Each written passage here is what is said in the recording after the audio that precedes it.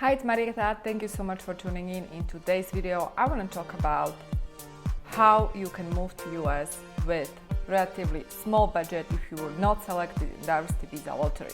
So let's do this. It's actually a question from Dries, who is asking, hi, my name is Dries. I'm 25 years old from Morocco. I am university graduate and I always participate in lottery, diversity visa lottery. But every time I apply, I failed. The question, what is the best strategy to go to United States without paying a lot of money? So here are several things that I want to address. First of all, you are not a failure, and just because you were not selected in diversity visa lottery, it doesn't necessarily mean that you failed. You were just not selected. And as you know, it's just a lottery. And because it's just a lottery, that means that there's no guarantee for you to actually get a green card. And so yes, you need to find another way, another best strategy for you to move to United States. And in this video, I will talk about that strategy based on my personal and my professional experience. So if you are a graduate, and if you are looking to start a business in the United States, I would say consider E2 investor visa. You mentioned that you are from Morocco, and Morocco is a treaty country because, as you know, not every country can qualify for E2. Your country can certainly qualify for E2. However, you ask me, how can you move to the United States with small budget? It's very important to determine what is small budget, because for some people, small budget is 10,000, relatively small budget. For other people, it's 5,000, but for others, it's 50,000 or 100,000. You know what I mean? And if you want to start a business in the United States, you need the investment capital, okay? It's not like you're just gonna start a business, you're gonna open a corporation or limited liability company and you can move here. No, you have to invest some amount of money, and if you don't have this money, you have to get a loan, borrow the money, okay? Because if you ask me about the best strategy, the easiest strategy, my answer is going to be E2 visa. And the reason I'm promoting E2 visa is because I am immigrant and I came to this country and I had to figure out the best way how I can stay here. And before I came up with the strategy of E2 visa, I was actually a graduate from one of the best universities, law schools in the country, Northwestern. And despite that fact, nobody would hire me back then in 2010. And so I had to quickly realize what's the best strategy for me to even stay here legally. And this is the best strategy I found for myself. So what I'm offering you guys is something that I've done myself. I would not be offering you strategy or solution that is just in theory, okay?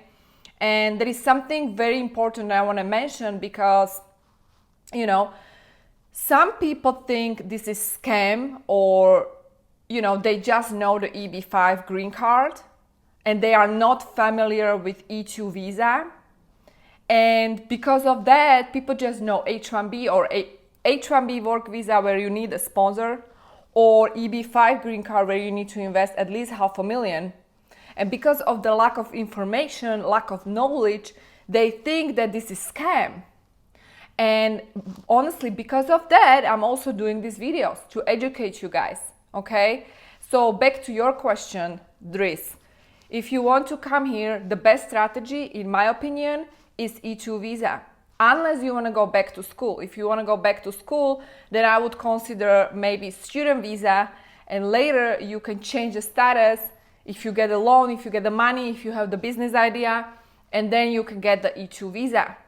However, if you can get the loan now and skip the school, and you have great English skills to be able to manage this business, my best strategy would be to tell you it's E2. In fact, this is the only strategy I'm proposing to my clients. I don't do H1B visas. If you need H1B or H2B, I'm not the lawyer for you. There are other immigration lawyers that will gladly help you, so reach out to them. But if you ask me, this is the strategy that I promote and I personally believe is able to deliver the best results, okay? And so if you don't have the budget, if you don't have any money, get a loan, you know? And obviously it depends on the business idea. What's the business you want to start here, you know? Because if you want to start a small business, let's say you want to start consulting business, you're going to be just fine with $50,000, for example.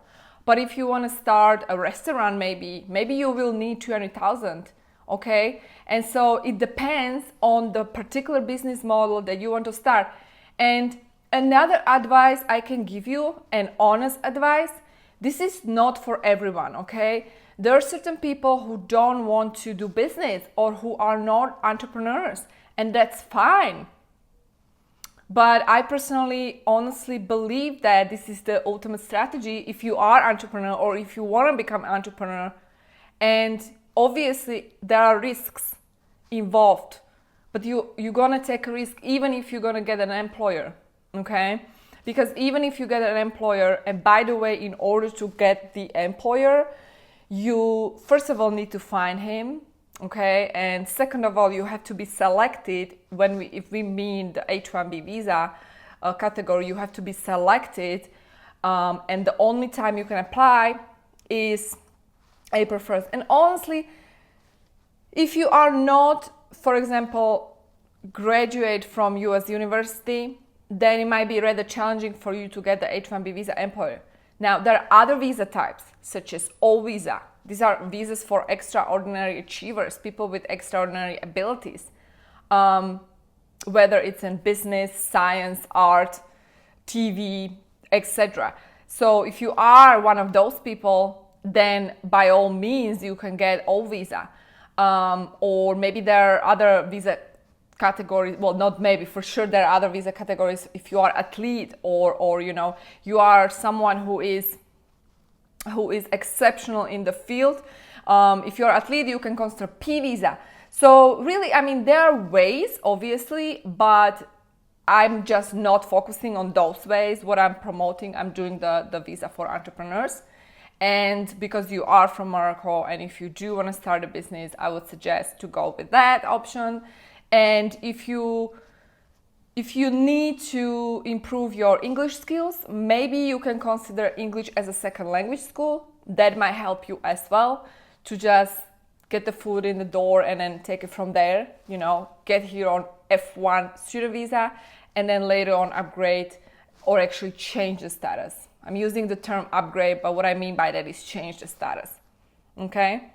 And also check out my other video where I talk about how to get E2 with small budget. I'm gonna post the link somewhere here, so you can definitely check it out.